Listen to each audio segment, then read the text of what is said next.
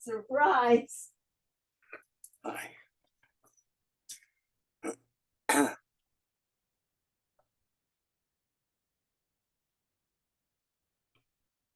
Well, not only did the freezer go, the rest of it went. Did they? They're coming tomorrow. Okay. And I'm going today, hopefully with Lois, to look at a replacement. Okay. If I don't think it's gonna be worthwhile fixing this How old is this one? 11 and a half years, almost 12 years. 11. Yeah, 22, December of 22 would have been 11 years, so it's almost 12.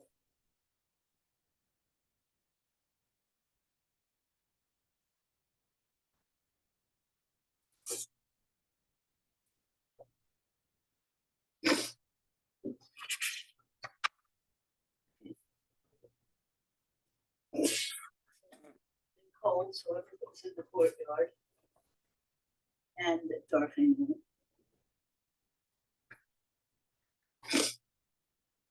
Hey, no, still says connecting to audio.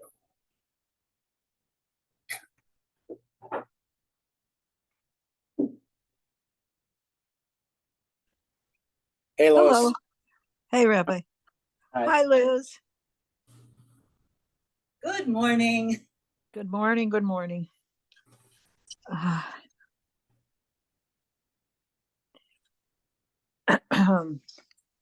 Rabbi, Yeah.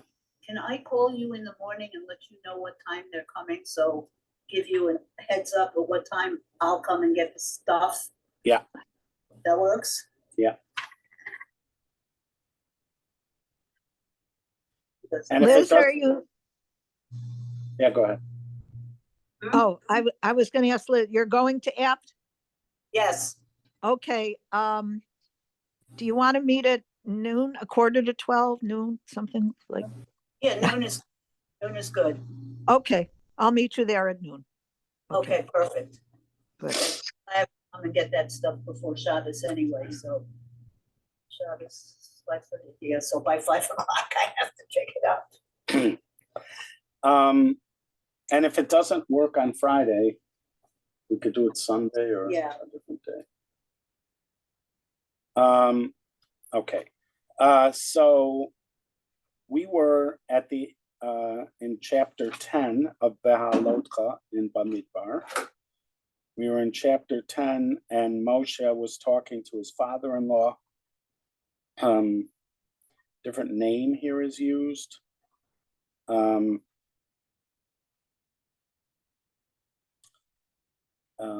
But we're making the assumption, as do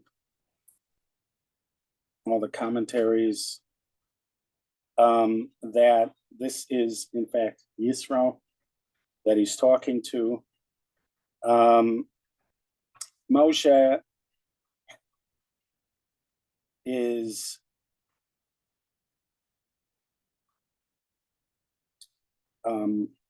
talking to Yisro. It's just interesting, especially because we've just done Parshas Lech Lecha, that this is a kind of a parallel of the language from Lech Lecha. Because if you look in, this is chapter 10, verse 29.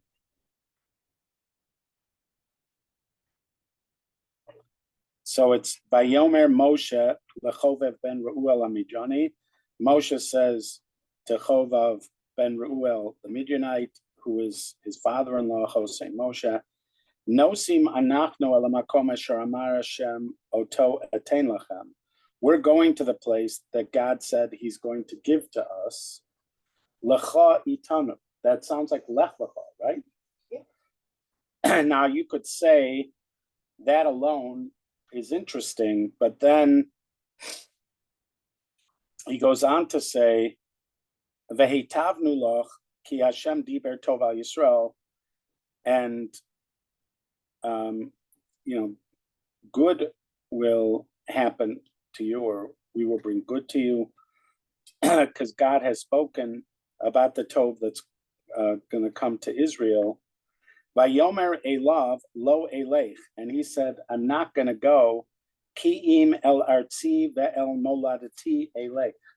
I'm going to go to my land, to my birthplace. These are two out of the three things that are identified. Avram was told, leave your land, your birthplace, and your father's house. So, interestingly, Yisro is not willing to do what Avram was asked to do, except that it leaves out one feature. It leaves out the house of your father. And in Lech Lecha, it said, leave your land, your birthplace, and the house of your father. Here, Yisro is paralleling almost exactly the language from Lech Lecha. But he's saying, I'm not going to leave my land and my birthplace, but he doesn't say the house of my father. So this suggests, I mean, even the text, again, even without looking at the commentaries, this suggests, if you compare the two, this suggests that he is willing to leave the house of his father. If you look in the commentaries, in Midrash, Yisro is identified as somebody who is a convert. In the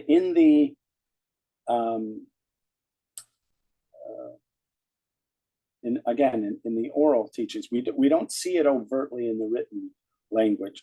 You could say that this is where it is hinted to in the written Torah, because he leaves out my land, he leaves out the house of my father. So it could be, I mean, again, what does it mean to leave the house of his father? It's still a bit of a leap to say that that means that he converts. But it is sort of a tantalizing kind of hint, and maybe this is the kind of doorway to that notion that he in fact is going to convert. He's going to be a ger. He is.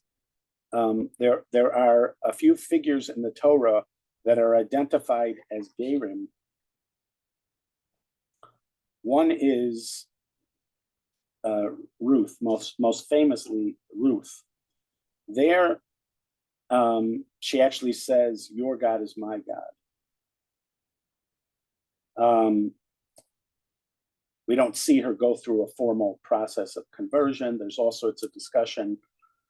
What would What would have been a formal conversion at that time? Right. So this is, when you go back to the earliest teachings of conversion, the process of conversion, you find it like in the Mishnah and the Gemara, like some discussion of it. There are a couple conversion cases that have even made it into like popular sort of quotes from the Talmud. One of them is when a prospective convert approaches Shammai. He approaches him first and he says, "Convert me on the condition that you teach me the Torah on 1 foot," which most likely means in a sound bite, or give me your elevator pitch, is something like we would say nowadays. And Shammai just chases him out, with a carpenter's tool. He just chases him out. Right. And then because it's hubris, it's for him to come and ask for that. But when he goes to Hillel says to him, "What is hateful unto you, do not do unto your fellow." all the rest is commentary. Go and learn. So it seems like he accepts him as a convert. It doesn't talk about going to the mikvah. Everybody assumes that even at the earliest time, in order for somebody to convert, they minimally have to go to the mikvah as part of the ritual. And if they're a male, they have to be circumcised. And there doesn't seem to be any question about that those were essential elements of the conversion ritual going back. But there's a third part, which is called accepting the yoke of heaven. So that this is sort of like the Sinai experience was for the Jewish people. The Sinai experience for the Jewish people is characterized in the Talmud, where God, this is hinted to in the language of the text, but God lifts the mountain over their head and says, either you accept this or this is where you're going to be buried. In other words, there's an element of yoke that you don't, at some point, you don't have a choice. Right. The Maharal of Prague, he asks, didn't they already say Nasa Nishma, we will do and we will hear? In other words, they already said, we accept this whether we understand it or not. We are going to do it. That's what we will do, and then we will hear seems to mean. We'll accept it even before we understand it. So that sounds like you're committing yourself to this. But he suggests that there still needs to be an element of yoke. In other words, that this is something you no longer have a choice. You must do this. There is no out. There is no way out. And so in every Jewish commitment to God, there is this understanding that at some point, at this point, there is no choice out of this. It is a kind of servant-master relationship. So whenever we use that word yoke of heaven, a yoke is the kind of thing you put on a servant or on an animal that signifies. Think of the ox. Right. So it signifies that he is the servant and you are the master. So there is at some point a requirement to accept the yoke of heaven, and we do this when we say the Shema. We not only recognize God as one, but it's called Kabbalat Ol Malchut Shamayim, the acceptance of the yoke of heaven, which means that we also recognize that we are bound to God in a relationship where he is the master, we are the servant, and there is no way out of it. So this is said to have happened at Sinai. When God speaks the 10 statements, there's an understanding that this is not a choice. This is not a suggestion. That this is a relationship in which we are now subservient. And so this is also said to be an element of conversion. They call it Kabbalas Ol Malchut Shamayim, that you're accepting the subservience of heaven, or Kabbalas Mitzvahs, or you're accepting the mitzvot as commands.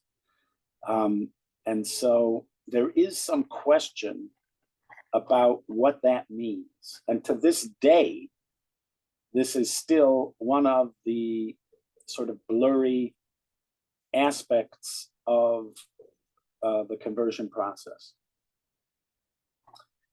And when you hear about people who question a conversion, like for instance, Israel did, I don't remember when it started, maybe it started like 20, 25 years ago, when the rabbinate in Israel started to lay down rules as to which conversions they're going to accept, even from Orthodox conversions, because for several decades, the rule was if you had an Orthodox conversion, you you were automatically accepted by the Israeli government if you could demonstrate that the conversion was under the auspices. It didn't even have to be like under the auspices of the Rabbinical Council of America, which is a kind of umbrella group, or the Aguda, which is an umbrella group for a lot of communities. It could just be any Orthodox rabbi who convened a Beit Din of Orthodox rabbis. If they said that they converted you, then it would be accepted by Israel. But at one point, Israel decided they're not doing that anymore.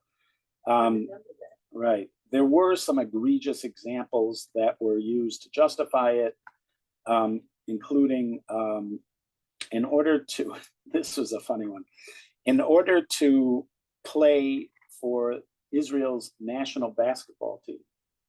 Israel's national basketball team has a very good reputation throughout Europe. It's a very good basketball team. In order to play on Israel's national basketball team, the teams in Europe are allowed, I think, 2 foreigners. I think it's 2 foreigners. So they're allowed to recruit, let's say, former NBA players who are no longer playing in the NBA. They oftentimes will play in Europe. Right. So you're allowed to have 2 of those. I think it's 2 of those. So one of the ways Israel got around it was to convert some of these people. And if you converted them, then they could become citizens under the law of return. If you're a non-Jewish and you want to become an Israeli citizen, you can do it, but it's just a much longer, it could take several years for you to become an Israeli citizen. But if you're Jewish under the law of return, you can immediately apply for citizenship, and it can happen very quickly, especially if the bureaucracy is on your side. It could happen in a matter of days or weeks that you could be an Israeli citizen. Then if you're an Israeli citizen, there's no limit to how many former NBA players they can have on their team. So there were examples of some people who they would play in the Israeli National League, and then they would be part of Israel's team. So there were several of these former NBA players who were suddenly Jewish. Now, they didn't act in any other way as Jews. Didn't feel like it was a genuine conversion. But when you looked at the paperwork, they were converted by some Orthodox rabbi somewhere. Right. And that's like an egregious example, but there were things like that that called into question the reliability of that system. So then they went to a list of rabbis or organizations that they would automatically rely on. It was a very small list. Yeah. The CRC wasn't even on the list in the beginning. That I was in Israel and the CRC was there to have meetings with the rabbinate to get that squared away, yeah, that they could be on there. Even the Rabbinical Council of America, again, is a kind of umbrella organization for Orthodox congregations. Even they had to enter like real negotiations. I think Rabbi Reese, Rabbi Reese wears many hats. He's the head of the Rabbinical Council, the Chicago Rabbinical Council, but he's also like I think now he's like the main advisor, the main halachic advisor, or one of the main halachic advisors for the Rabbinical Council of America for conversions in general. And anyway, so I think he was part of it, and Rabbi Schwartz, who at the time was the head of the CRC and was one of the heads of the RCA, he was there, and they were just clearing that up, and it did get cleared up that the CRC and the RCA in general were part of it. I went to this weird convention. This is also about 20 years ago.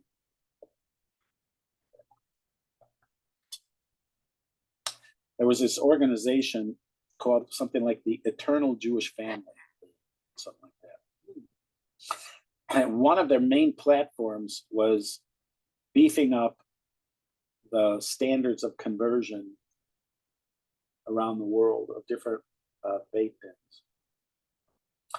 And they got a billionaire to fund this. And so the purpose of these conventions, they had them all over the world. I don't know how many they had. Maybe they had 5 of these big conventions. But in different parts of the world, they contacted me. Somebody contacted me.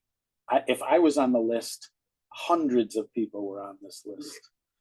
And they said they'll pay for the airfare, the hotel, everything. They'll pay for everything. And this one was in Boston. It sounded weird to me, that the whole setup of it, and I didn't know much about the organization. I called my friend Mordechai Becker, and he said he was going to go, so I figured I'll go. And it was pretty weird. The whole setup of that organization was pretty weird. But I got to meet representatives of different beit dins who they were, a lot of them were committed to this idea of beefing up the standards of conversion. And when they say that, they're talking about the yoke of heaven part. They're not questioning whether somebody had circumcision. They're not questioning whether somebody went to the mikvah. They don't doubt that. Every one of these conversions, the person went to the mikvah and had a circumcision. The only thing they're doubting is whether there was an acceptance of the yoke of heaven. And what the standard for that would be. Like I once had a case, and I was talking to Rabbi Zucker, who was one of the heads of the Chicago Community Kollel when I worked there for many years. And now he's not just the head of the Kollel. In West Riders Park, he's considered one of the main rabbinic figures, and he's one of the main halachic authorities in that whole area: West Riders Park, Peterson Park, etc. Anyways, I was talking to him about a particular conversion, and he said to me, "It's not so simple. Just because you found, like in this particular case, there were 3 rabbis who identified themselves as traditional.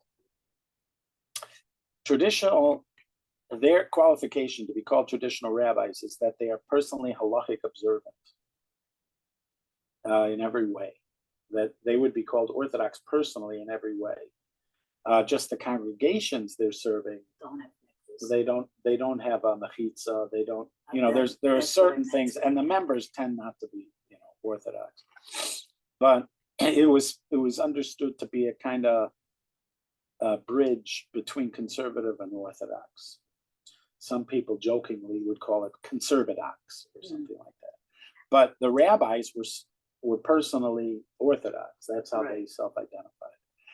So there was somebody who had been converted through a beit din like that, where all 3 the rabbis were personally Orthodox, even if they had congregations that were not.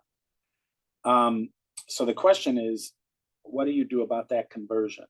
And so Rabbi Zucker said, it is not so simple. It depends, because also the person who was converted is not Orthodox. The person who's converted is like traditional. They attend synagogue regularly. They're very active in the synagogue, but they don't keep kosher. They don't keep Shabbos. Right. And things like that. They don't go to the mikvah. So the assumption would be that they haven't accepted the yoke of heaven, and therefore the conversion is not a good conversion. But he said it's not so simple.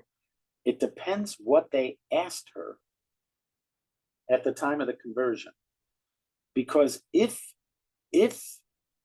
she genuinely was accepting the yoke of heaven as she understood it, then the conversion would be a good conversion. That's what he said. So a lot of it has to do with a kind of something like a kind of fraud or fiction. If the person answered, yes, I will do it because officially it's on the list of things you're supposed to say, but they never intended to do it.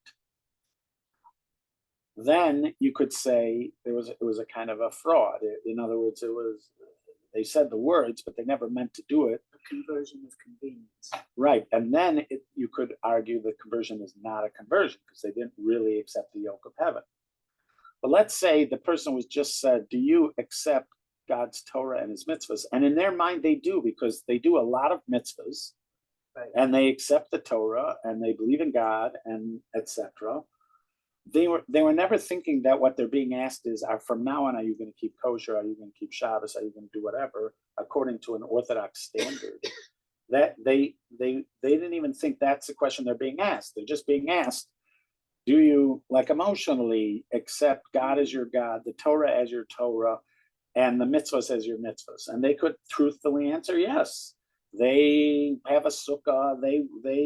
They light Hanukkah candles. They'll do, they don't think of themselves Right. as rejecting God and his tradition. The opposite. They think that they're accepting God. So he said it's possible in a circumstance like that the conversion is actually a good conversion. Bureaucratically, Israel is not going to accept that conversion. But there might be a difference between the bureaucracy of the state of Israel and whether a real conversion happened. And it all boils down to this question of accepting the yoke of heaven. Did they accept the yoke of heaven? And when you go back to what does it mean to accept the yoke of heaven, there's language in the Gemara, which is hakol lefi ros einei adaya. It goes by what the judge himself, what he thinks is happening. Or so somebody like Hillel, somebody like Shammai just thinks it's a chutzpah that anybody, he doesn't trust this guy's sincerity, because look at the way he's coming and asking about it. It's all on his terms, and who knows what his terms are. This is not supposed to be on his terms. This is God's terms. You either want to be under the yoke of heaven or you don't want to be under the yoke of heaven. So, but Hillel, so you'd have to argue that what happened with Hillel saw this is not chutzpah. He just doesn't know how to articulate, exactly. And also, he may feel like he's going to have a continued relationship with him. He can see his sincerity. So it'll be a process. That's why he'll say, the rest is commentary, go and learn it, not just go and learn it on your own and never see me again, but go and learn it. I'll be mentoring you. And so this opens up the possibility that a judge could convert somebody who's not ready for complete mitzvah observance, but sees the sincerity and trusts that the person's going to get to mitzvah observance. Right. And I have heard of conversions like that. I've heard of conversions by extremely, extremely reputable, authoritative, very important religious scholars that would clearly be identified with what's called the Haredi community. In other words, they are considered great scholars even within the yeshiva world and the Hasidic world. Who I know of a case, in particular, where a woman was converted, and what she had told the rabbi was, right now she lives away from the synagogue. She can do everything, but she still needs to drive. But she committed to moving within as soon as she can, and when she finds a place and moves, then she will be completely mitzvah observant. For whatever reason, the conversion needed to happen earlier than then, and he converted her. And then some short time later, she moved and she became completely what would be called mitzvah observant. So there was this, even in what you call Kabbalas Ol Malchus Shamayim, accepting the yoke of heaven in that area, there's some give. But what the movement of, let's say, Eternal Jewish Family, which fell apart in some scandal, and the Israeli rabbinate, so to some degree, the Rabbinical Council of America, they were moving to take some of that leeway away from the rabbis because they felt that the leeway was being misused. So, and by the way, there are parallels to this in the United States, where you have legislatures that try to tie the hand of judges because they felt like judges are too liberal or too lenient with their punishments, or letting too many people off, or with light sentences. And so you had over the past several decades, you've had this, and maybe you've had this for hundreds of years in different parts of the world, where you have legislatures that were trying to tie the hands of judges. And they say something like a 3-strike rule, that if he's found guilty of 3 felonies, he has to go to jail for life. This binds the hands of the judges because they may see a guy who's fallen on hard times and has stolen food 3 times or something. Yeah. And so the judges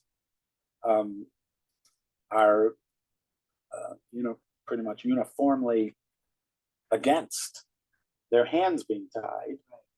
And the legislatures feel like, because of abuse of the leeway they're given, the judges can't be trusted. So you have this back and forth between them. And obviously you're looking for some middle ground. But I think you're sort of seeing that, or at least you were seeing that 15, 20 years ago, where the Israeli government was just, the rabbinate was just like, we're done. We're not going to accept any of your conversions if you're not going to come up to a reasonable standard, what they considered a reasonable standard. The whole thing, that whole discussion, is around this question of Kabbalas Omal V'Shamayim. I don't think there was any controversial conversion where they were really concerned, did he really, or did she really go to the mikvah? I don't think there's that was the issue. Or did he really get circumcised? That's not, you never hear that those were the real issues. The issues was on this part about Kabbalas Omal V'Shamayim. There was also a family that I knew that well, where the son got married, wanted to get married to a girl whose mother converted. Now, technically, her mother converted under the Chicago Rabbinical Council. She had a letter, she converted through the Chicago Rabbinical Council. But it was several decades ago, many decades ago. And at that time, the Chicago Rabbinical Council did not have a great reputation for their conversions, for their standard of conversion. And in this particular case, a rabbi that knew the family and knew the mother, he said she never did any mitzvahs. She didn't even light Shabbos candles. She didn't do any mitzvahs. She was converted, but she didn't do any mitzvahs. So in his opinion, it was a bogus conversion, because nothing. He said you hardly meet somebody who did less than this. It was surprising how little that this person did, connected to Torah and mitzvahs.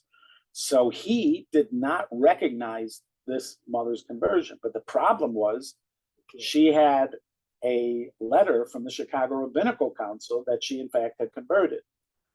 And so the family contacted the Chicago Rabbinical Council and the family of the boy, who's marrying the daughter of this lady. And the Chicago Rabbinical Council did an investigation, and they said, even though, whatever was said, they still are behind the conversion. So you have a letter from the modern day Chicago Rabbinical Council. By modern day, I mean, let's say 20, 25 years ago. Very modern. Right, relatively modern, but still under the new regime, which really did bring up the standards of the Chicago Rabbinical Council. You have them standing behind the conversion. So again, where is this happening? So that rabbi the rabbi himself did not attend the chuppah, but he sent a message to me that he wants me to attend the chuppah. Because he wants, in other words, he wants it to sort of be right hand, left hand. He wants the message to be that technically this person is Jewish because the Chicago Rabbinical Council has the authority to say that, even though he also wanted it to be known that he protests that type of conversion. Now, how could it be that she is in fact considered a convert if she doesn't do any mitzvahs and didn't do it at any point after the conversion? So you'd have to say that it boiled down to that thing that Rabbi Zucker was saying, which is that it depends how you ask the question, and it depends what the person thinks they're accepting. They may think that what you're asking them is, do you accept God as your God and the Torah as your Torah? What that means is you believe in God and you believe that there's a Torah. You're not committed to it, but you believe in it. It could be you think that, and that actually could be enough. Certainly, it's not up to the standards of that any of these places would have now, but it could be there was a period of time where that was not uncommon. So it all surrounds this area of what we call the acceptance of yoke of heaven. So when Ruth says, "My God is your God," that's what you would say she's accepting. She's accepting what we call Kabbalah's Omat Shamayim. She's accepting the yoke of heaven. And let's say you say that Yitro is doing that. So you also would say that he had to at one point be accepting the yoke of heaven, and that would be part of his conversion. Now, Rabbi, yeah. and I ask you in that in the part about Yitro, what is the word ta'azov? And then Moshe says to him, "Vayomer el," ta'azova. And here they're translating, "Do not forsake us." Right. And then he talks about is he instructing him? He's saying to him, every place we go, our camp, where we are. Don't forsake us by treason, going back to your place and telling people where to get us. Well, now this, we were sort of talking about it last week a little bit. In other words, we were all talking about it because the question was, aren't they guided by the clouds? Didn't we just spend a good deal of time talking about the clouds of glory, and that the clouds of glory are the guide for the camps on how to travel? So what do they need Yisro for? So it could be there's an in-between thing, which is that although the clouds give you general direction, there's still might be specific information, like where are the rivers, where's a good place for our sheep to graze, and things like that, or where might there be danger, I don't know, from snakes or scorpions or things like that, that you wouldn't necessarily, even though the clouds are supposed to protect them from that, but in the discussions, like in the text, it seems to be about direction. So it could be there's like useful information that Yisro could provide that he's really talking about, or it could be that this is the language of honor that you find a lot.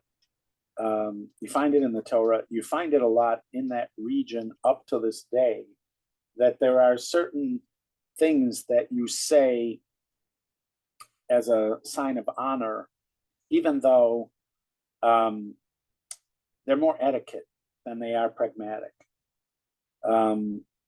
So let's say like this guy, Rory something, who walked across Afghanistan.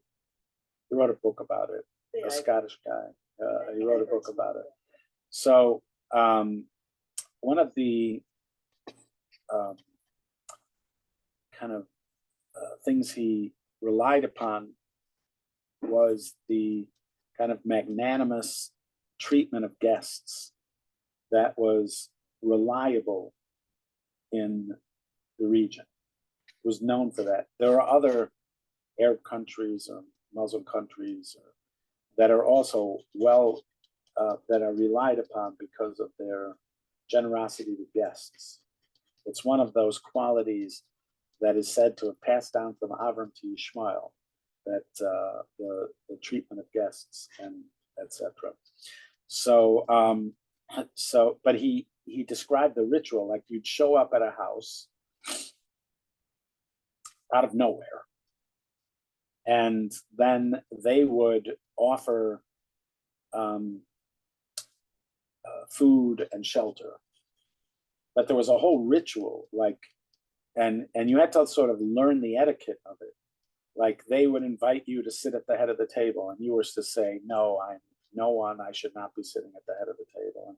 And there'd be all sorts of things. This kind of etiquette that you go through, where you both know. Like a ritualist. Right, you both know that, okay, you're going to sit at the end of the table, but you're going to sit away, at the end of the table with my kids or something. But first, we have to go through this whole thing. I have suggested that when Lot is offering his daughters, it needs to be understood in the same way that Lot is never thinking that he's given his daughters to these people. Right. He's speaking in the way they speak in the region, or when. What's his name? Ephron is selling. He's selling the Machpelah cave, and he says, "I'll give it to you for free." Nobody, Avram, is not thinking he's giving it to me for free. This is an etiquette. This is like kind of the way you go back and forth on things. I was even wondering. This is a little bit. It's just wondering. Hypothesizing that when Avram says to the king of Stone, "I'm not going to take anything from you," there's even some of that going back and forth. Because if you look at when Avram speaks to the king of Stone offers him other stuff, and Avram says, "I'm not going to take anything. I'm not even a shoelace. I'm not taking anything from you."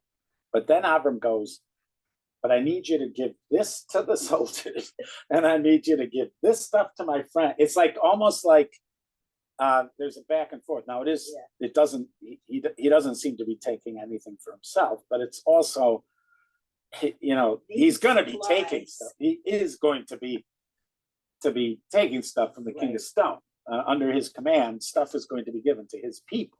Maybe he's personally not. So there could be a kind of thing, back and forth about the language. And so maybe that's what's going on with when he's talking to his father-in-law. He's speaking to him in a way of honor that's not pragmatic. He doesn't really need it. Also, by the way, he lived there for 40 years. Moshe himself, Moshe was a shepherd in that area. There's many people that, there's the Midrash for sure does this, makes this assumption, and the Gemara, that when he was a shepherd, he ended up on top of the same mountain that we call Mount Sinai, that was also called Horeb. That's where the burning bush was, in that same place. So again, you have to be careful with Midrash because it's not always being literal. It's often not literal, but it could make sense that Moshe didn't live far. Yisro didn't live far from where Har Sinai was. That's why Yisro can show up there. He could show up there, go there, come back, go there, come back.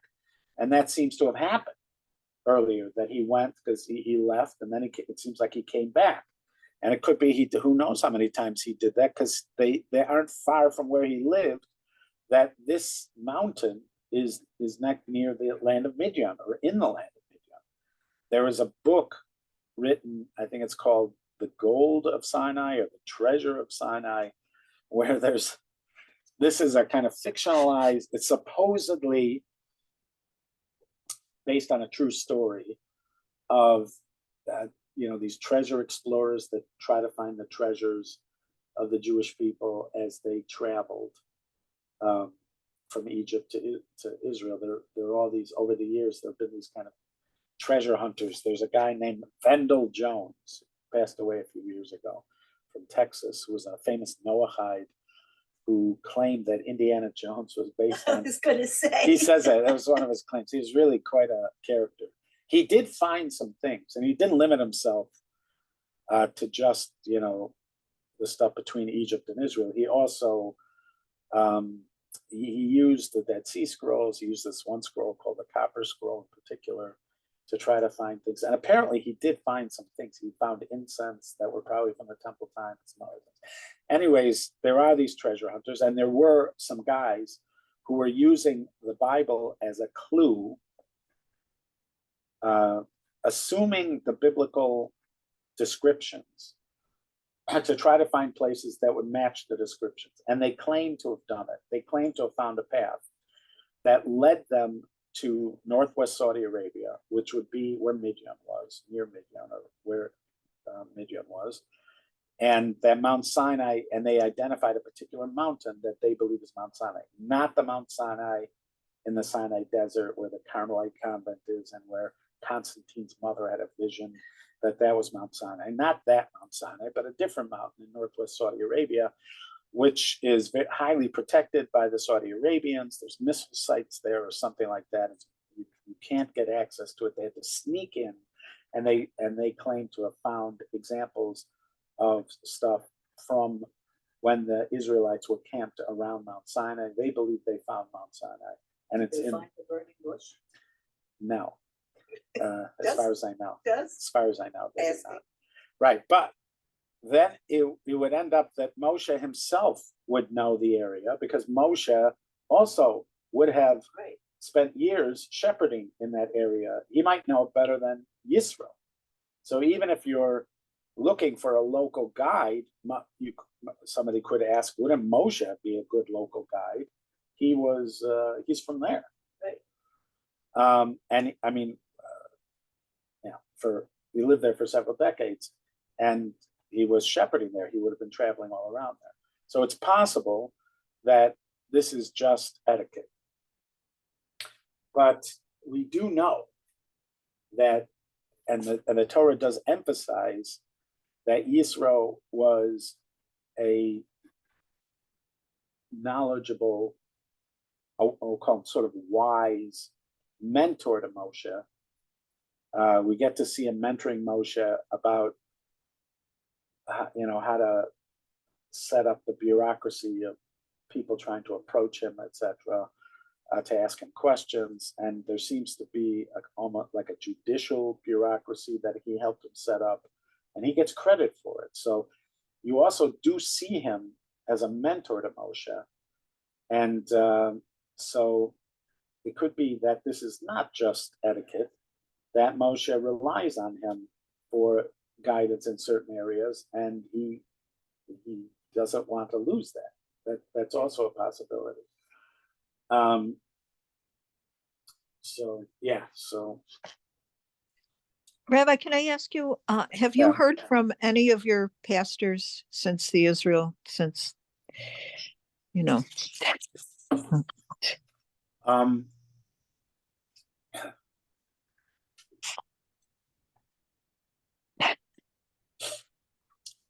well, definitely one in particular.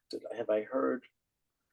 I just wondered if they got in touch with you. Really, but I would say this. There was I remember like 2 weeks ago when I was feeling somewhat oppressed by the situation. Still do to some degree, but I was feeling it more intensely a few weeks ago. I was thinking I'd love to go to Arkansas. Huh.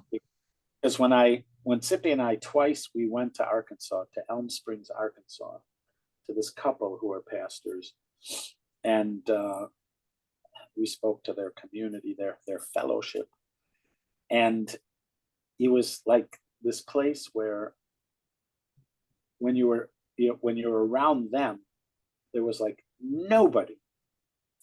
There was nobody who did not feel in solidarity with Israel. There was like, and when they are in solidarity with Israel, there's just like unquestioned solidarity with Israel. Like if you would bring up, and I'm not saying that this is entirely where you want to be, but I want it to be in it. If you would bring up like the innocent people being killed, they could care less. Care less. Same as me. No, but I'm saying I care, but they didn't. Like they don't care. Like there's just unequivocal support for Israel. Yeah, it I looked was like their input at this point. right. It's not about the input. It's sort of being cradled just in a place. On more than one occasion, in my experience, and maybe this is why Lois is even asking it. On more than one occasion, on the I've been with the pastors or with their fellowships or congregations where we had something like this happen. The first time was my first year on my first trip, and Shauli and I were together as we went to Yad Vashem. And we were about to go into Yad Vashem, and there's one of the pastors, a woman named Melva, who asked all the pastors to form a circle and for their Jewish friends to go in the middle of the circle. And then, she said something to the effect of, Father, we're about to go into Yad Vashem and to be reminded of the horrors that were visited upon the Jewish people, the apple of your eye, your chosen people. Wow. And we commit ourselves to never letting something like this happen again. It was like chilling. It was like goosebumps when it happened. And then afterwards, as we're getting on the bus, there was one after another with tears in their eyes, apologizing for what their communities did to the Jewish people. And then, so I had it happen. Shauli and I, that night after Friday night dinner, Shauli and I are in our room, and we're just like, it was so deep what happened that day. And we're just laughing. Like, because one of the things we said is, who can we tell about this? He was learning in the mirror. Like you can't tell anybody about this. We're the only ones who can talk about this to each other. Because you can't explain to people what, a group of Christians who are wanting you to, to feel it. Wow. And then one time AY came with me there was a community in Highland Park of Christians that were very pro-Israel. And there was this one pastor who I sort of came close to, a guy named Derek, who passed away, who loved Israel. And so I came to talk to them, and AY came to sing to them.